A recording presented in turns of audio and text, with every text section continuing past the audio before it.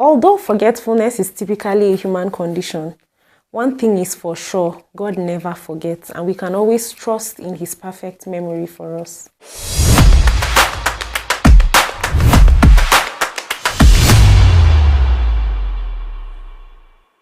The Bible in Isaiah chapter 49, from verse 15 and 16 says, "Can a mother forget her baby at her breast?"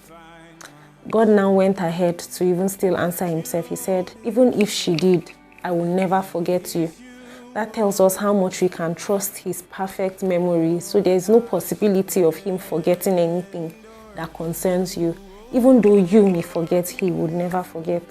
Hebrews chapter 6 verse 10 also tells us that God is not unjust. He will not forget the work, neither will He forget the love you have shown Him. So His faithfulness towards us is not limited by our own forgetfulness, which is a human condition. It says that even if we miss certain details, He helps us to carry those details that we miss when we cannot carry them. So here are practical steps we can use to manage forgetfulness. So despite the fact God has asked us or told us to trust in His perfect memory for us so we can always remember, we can also use specific tools He has placed in our hands to help us steward our responsibilities maturely and in a way that is befitting. So one of those strategies or tools He has given, everybody has the ability to write. Many of us can write even on our phone notepads. We can write in even sticky notes or just something little that you can learn to note down things before you forget them. Sometimes these ideas that come to your mind, you just quickly scribble them down in your notepad. Or some things oh, I don't want to forget these things when I'm going out. You can just scribble them in the notes. So before stepping out, you can quickly check. You do a checklist of things you need before you go out. It helps you. Another thing is to create habits. Create habits of keeping, let me say, perhaps your keys in a particular place. So you don't always have to forget, oh, where did I keep my keys? And you're running helter-skelter to look for them. So have a habit of keeping things maybe in specific places. Have habits for certain things. Doing things at certain times so that whenever there's a difference in plan or a shift in plan, you're not easily thrown off balance. Another thing we can do is to set reminders. So thank God for the feature in our phones where we can easily just set reminders, just scribble down something, a label on each reminder. So whenever it rings, even if you've long forgotten, it can just remind you. Another thing are your calendars. Your calendars have the ability for you to plan events and tasks, so they can always remind you even weeks or months after you've set the reminders. So there's a saying that says, the faintest writing in ink is sharper than the sharpest memory. So just scribble it down in your digital phone, and then it will always remind you most of the time. Those are tools God has given us to steward those responsibilities well.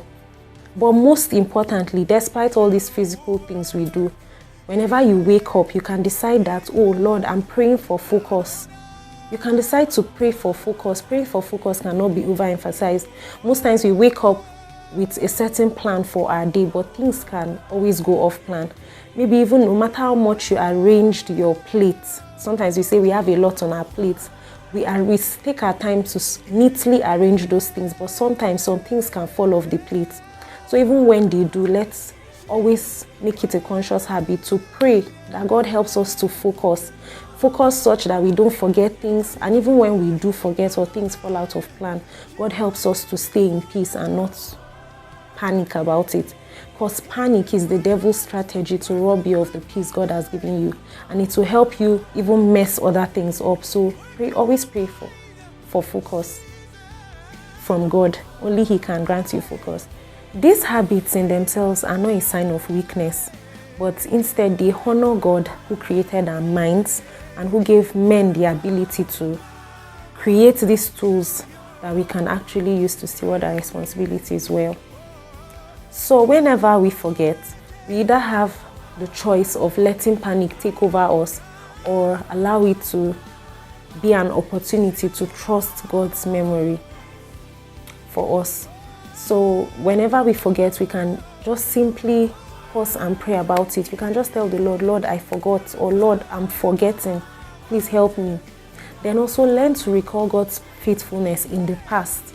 So something that happened to me, I shared a story in the last episode on how I forgot some tools.